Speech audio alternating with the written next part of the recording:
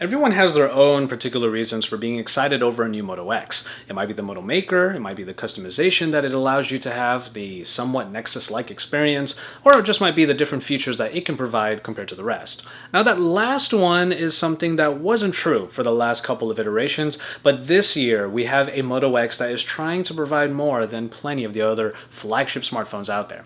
And if you haven't seen Lanh's great review of the Moto X, of which he had a lot of great things to say, you can click on over into the corner up there so you can watch and read his review.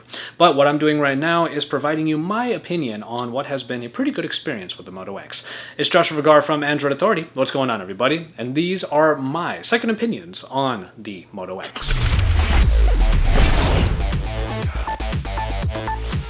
Now, I will say that pretty much everything about the Moto X returns here with its general shape, even the dimple on the back, even though it's a lot smaller this time around. And the singular bar right here is a kind of a welcome change. I did like the larger dimple, but this isn't so bad either. The actual size of the phone is actually a little bit thicker than before, which I'll get into a little bit later as it has to do with the handling.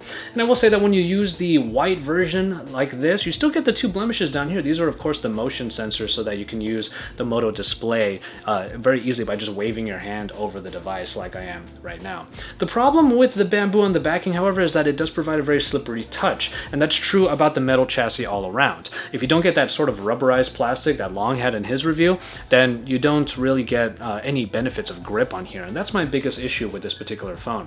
It's the fact that at 5.7 inches in the screen, it's actually just that little bit too hard to handle in one hand. It's not impossible, let's put it that way. The curve on the back is still able to make it rest pretty nicely in the hand, but still I'm not all that happy with the handling experience when I've already dropped this phone on my face a few times, to be honest, and when I'm constantly trying to balance it with my pinky here on the bottom, it's easy to sort of topple over from side to side. That's really my only big issue with it, and I know I did not really help the situation by getting a slippery backing. But if you're going to have a phone that's this large and you get a slippery back, you should just know that handling on here is not all that it's cracked up to be. As I move into the display, I actually think that this LCD is performing well enough that I'm not truly missing AMOLED. Yes, I do wish that AMOLED was on here because I'm used to that particular color profile, but at least Motorola, I give them credit for this, has been able to put in a good enough level of saturation on here that really it's just remained a pretty good experience. And of course, we have Quad HD resolution in this 5.7-inch display, so everything from work and play has been very enjoyable on here, especially video gaming, which I've done quite a bit of on this particular device. Even if the overall size and thus handling of the device has been detracted from just a little bit, at least I've had a good time just looking at everything, playing everything, watching everything on this pretty good display. Which brings us into performance, and I guess I have to highlight mostly that media consumption has been awesome on here. Not even mentioning the front-facing speakers just yet, we're saving that for the hardware section. I've already had a good time just having media in the background while I'm looking up stuff on, let's say, Chrome, and pretty much doing anything else that I wanted to on here. This is what a typical day might look like for me. I'm not only browsing on Chrome, I'm also listening to podcasts, I'm watching HBO Now, which has been amazing recently, I might add, and there are even some other things like going on Twitter or going through the gallery and just downloading a couple things here and there that have been very smooth with this Snapdragon 808. I really had no problems on here, and I do have to say that I might give some of the credit to what has been a pretty stock-like experience for this Android iteration here on the Moto X. It's really in hardware, though, that things actually start to get mixed up a little bit. And yes, that's mostly because of the expandable storage. This little slot on the top right here is able to house not only a SIM card, but a micro SD card. But it's not just the fact that the Moto X provides expandable storage, it's how Moto implemented it that I think is really great.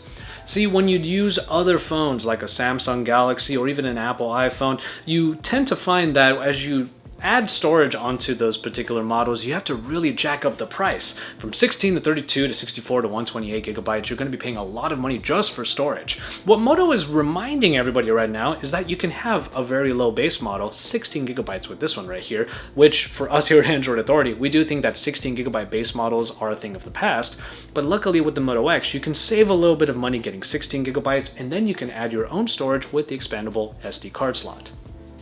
Sound quality on here is also really good, and yes, I'm talking about the front-facing speakers. Pretty much for my games, I don't find myself having headphones on most of the time because I'm having a good enough time just with the stereo experience with those two front-facing speakers. Yes, by the end of the day, I am usually afraid that I'm not going to get back to a charger in time and I'm going to have a dead phone for maybe an hour or two before I get back to my home. But if I'm just in my house or just sort of in places where I'm able to plug in pretty easily, I even have a fast charging portable battery that's available. If I'm able to just plug it in for a little bit in the middle of the day, actually those worries about power kind of go away. Now, again, this is definitely not the way that we want our battery life to move forward when it comes to our smartphones, but at the very least, fast charging is kind of a crutch that we can already pretty much lean on. And in camera, I do find that the Moto X has had a very improved experience with the camera. And that's saying something, because if you've had the Moto X from before, then you really should be checking out the one right now, because the camera, while not one of the best that's out there, is a vast improvement and is able to pretty much tout that it has the quality that anyone can have on the daily. Here are some pictures that I took during a weekend out. Now, what I did like about the Moto X was that I didn't feel like I needed to have my DSLR all of the time in order to take some nice pictures. So that was really nice. But also, the best part about the camera experience is the fact that you can get into it so easily. Just twist the phone a couple of times and you're in and ready to go. But that kind of ended there because I really don't like the application that Motorola uses for its camera. It's not only lacking in a lot of manual controls, but the way that it expects you to be able to take photos by tapping on the actual viewfinder, it's just not the way that I would really like it. I want a dedicated button on the side because if I'm going to tap on the viewfinder, I expect it to focus on that particular point. Having to drag the focus point around is not necessarily the way that I want to be able to cater a shot to what I want. Oh, and speaking of the front-facing camera, yes, you do get a flash up there now, and it's now 5 megapixels, but unless you're taking a lot of selfies all the time, and even then, if you're in a club all the time for some reason, then those might be the only situations that you might actually use that flash. Even then, it kind of washes out the subject too much for them to even look that great. And finally, in software, despite not being under the Google umbrella anymore, Motorola is still providing a pretty Nexus-like experience with the Moto X. And you can see here that I've already catered the phone to my liking with all of the folders on the bottom. I don't like any extra home screens aside from Google Now on the side, and I have my own custom background on there. There are a couple of additions, like mostly the Moto Actions, in which contextually it will be able to know when to change itself to silent mode, for example, or you can use your voice to do certain things on the phone. And of course, you have the phrase that you can customize on here, which is another layer of customization to the Moto X, like with mine, "Hey X, activate."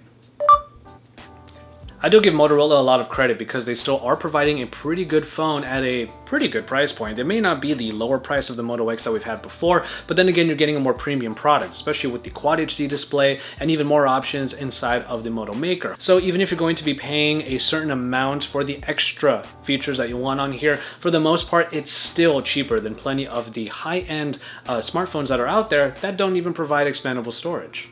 See, that's the thing about the Moto X. It's about choice, and that's what we give Motorola the most credit for, and that's the reason why we gave the Moto X such high marks. And I do have to agree with Lanh that despite the small caveats that I have here, I do think that the Moto X is one of the better offerings that we have this year in Android. So keep it tuned to Android Authority for even more, including our full review of the Moto X that Lanh did. And again, I've had it in a link in the corner, so if you haven't seen it already, make sure you do. And then you can see all of the content from my colleagues in Android, and download the Android Authority app, which is also up in the corner over there, so you can get access to all of our content, from our written posts to our forums to our Android Authority podcast, discussing topics in Android every single week. And then when you're done with all of that, subscribe to this channel and then head on over to androidauthority.com for even more, because we are your source for all things Android.